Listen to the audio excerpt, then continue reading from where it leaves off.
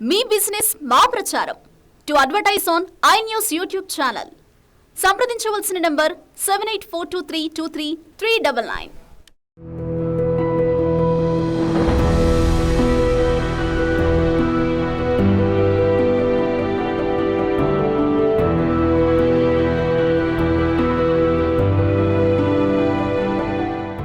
నమస్తే, welcome to in-depth. నేను జానకి. దేశ విదేశాల్లో జరిగే తాజా అంశాలను లోతుగా విశ్లేషించే ఇండెప్త్ కార్యక్రమానికి స్వాగతం. మనం భోజనం చేయగానే శరీరంలో అనేక బయలాజికల్ ప్రాసెస్లు మొదలవుతాయి. అంటే జీర్ణ సంబంధమైనవి జరుగుతాయి. తిన్న ఆహారంలోని న్యూట్రియంట్స్ శరీరానికి శక్తినిస్తూ కాపాడతాయి. వాటి వల్ల శరీరంలో కండరాలు, కొత్తగా కణాలు కూడా తయారవుతాయి. సరిపడా ఉపయోగించుకొని భవిష్యత్ అవసరాల కోసం పొట్ట దగ్గర కొవ్వు రూపంలో అంటే ఫ్యాటీ యాసిడ్స్ ను భద్రపరచుకోవడం కూడా జరుగుతూ ఉంటుంది. అంటే ఇవన్నీ మనం అన్నం తినగానే 1 గంట 2 గంటల్లో జరిగిపోతాయన్నమాట. అయితే మనం అన్నం తినడం మానేస్తే, అసలు ఏ ఆహార పదార్థం కూడా తినకుండా ఉంటే ఏమవుతుంది? అదే ఇవాల్టి ఇందులో చూడబోతున్నాం. కంప్లీట్ గా ఏం తినకపోతే శరీరానికి న్యూట్రియంట్స్ అందం. అప్పుడు శరీరంలో ప్లాన్ బి యాక్షన్ మొదలవుతుంది. అత్యంత తెలివైన శరీరం ముందుగా స్టోర్ చేసుకున్న కొవ్వు నుంచి శక్తి ఉత్పత్తి చేసుకుంటుంది. తర్వాతి మీల్స్ సమయం వరకు వేచి ఉంటుంది.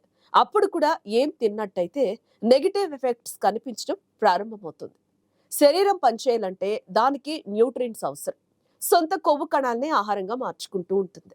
ఆహారం అందడం లేదు కాబట్టి కొన్ని వ్యవస్థలను, శారీరక ప్రక్రియలను సస్పెండ్ చేసుకుంటుంది. అయితే ఇలా ఎంతకాలం మేనేజ్ చేస్తుందన్నది మనిషిని బట్టి ఉంటుంది. తిండి లేకుండా ఎంతవరకు ఉండగలమన్నది ఖచ్చితంగా చెప్పటానికి ఉండదు. కానీ నిపుణులు మాత్రం కేవలం నీటిని తీసుకుంటూ 1 లేదా 2 నెలల వరకు ప్రాణంతో ఉండే అవకాశం అయితే ఉంటుందని అంటున్నారు. అయితే వైద్యులు మాత్రం ఈ రకమైన ప్రయోగాలు ప్రమాదకరమని అంటున్నారు. ఆకలిని చంపుకొని డైటింగ్ చేయటం వల్ల కొన్ని వ్యవస్థలు శాశ్వతంగా పనిచేయకుండా పోతాయంటున్నారు. శరీరం బరువు తగ్గించుకోవటానికి తిండి మానేయడం కాకుండా ఆరోగ్యకరమైన భోజనం చేస్తూ రెగ్యులర్ ఎక్సర్సైజులు చేయాలంటున్నారు.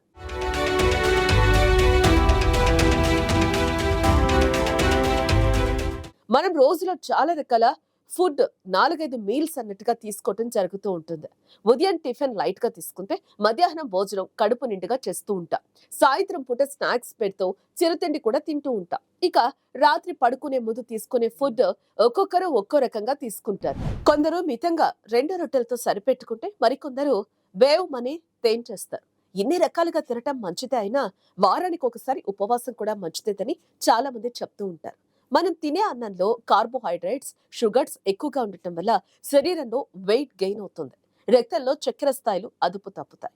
ఏ కారణంగానే ఈ మధ్య బియ్యానికి బదులుగా ఇతర ఆహారాలను ఎంచుకుంటున్నారు. ముఖ్యంగా పాలిష్ చేయని బియ్యం లేదా తక్కువ పాలిష్ చేసిన బియ్యంతో అన్నం వండుకుని మితంగా తినటం వల్ల చాలా ప్రయోజనాలు పొందవచ్చు.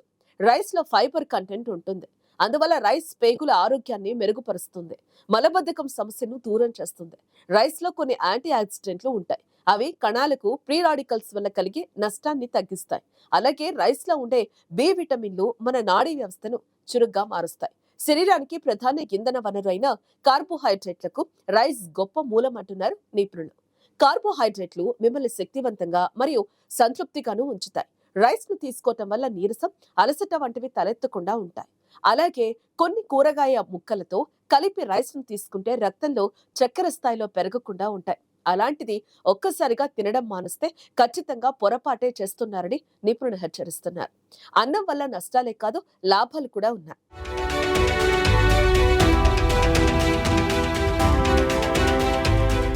ఒక్కసారిగా అన్నం తినడం మానేస్తే ఈ ప్రయోజనాలన్నింటినీ కోల్పోతారు. అందుకే కనీసం 1 పూటైనా అన్నం తినాలని నిపుణులు చెప్తున్నారు. ఒకవేళ మీకు వైట్ రైస్ ఇష్టం లేకపోతే బ్రౌన్ రైస్ ను ఎంపిక చేసుకోవచ్చు.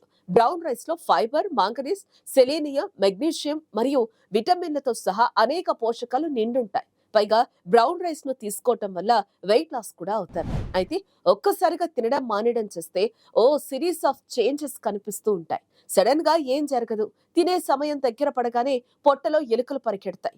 టైంకు తినకపోవడమే మనసులో ఆందోళన మొదలవుతుంది. ఇది ఉపవాసం చేసే వారికి అనుభవంలో ఉంటుంది.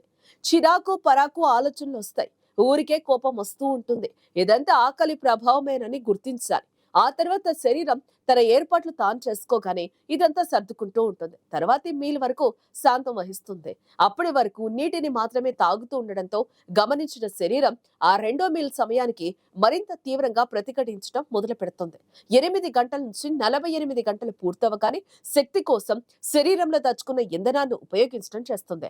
రోజులు గడిచిన కొద్దీ శరీరంలో మార్పులు జరుగుతాయి. కొవ్వు కరిగిపోవడంతో పాటుగా శరీర కండరాలు కూడా సన్నబడిపోతాయి. చివరకు ఓ 2 నెలలు గడిచేసరికి పాత జబ్బులు, నొప్పులు ముందుకొస్తాయి. చివరకు శరీరంలో రోగనిరోధక శక్తి సన్నగిల్లుతుంది. ఏదైనా చిన్న వ్యాధి కూడా చివరకు ప్రాణాంతకం అవుతుంది. నీరు లాంటి ద్రవ పదార్థాలు తీసుకుంటే మాత్రం మరణించడం జరుగుతుందని చెప్పలేమని అంటున్నారు నిపుణులు.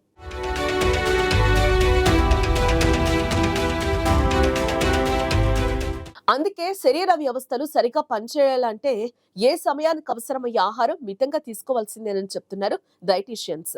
ఉదయం నిద్ర లేచిన తర్వాత తీసుకునే మొట్టమొదటి ఆహారంతో మనం రోజు ప్రారంభమవుతుంది. ఉదయం పూట తినే అల్పాహారం శరీరానికి చాలా ముఖ్యం. కొంతమంది అసలు ఉదయం పూట టిఫినే చేయరు. బ్రేక్ఫాస్ట్ అన్నది తప్పక జరగాలని అంటున్నారు వైద్యులు.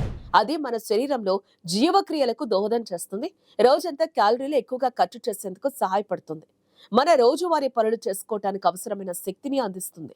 ఇవే కాదు, బ్రేక్ఫాస్ట్ తో ఇంకా ఎన్నో ఆరోగ్య లాభాలున్నాయి. అలాగే దీన్ని మానేయటం వలన అనేక ఆరోగ్య సమస్యలు ఉత్పన్నమవుతాయని అనేక అధ్యయనాల ఫలితాలను బట్టి తెలుస్తోంది.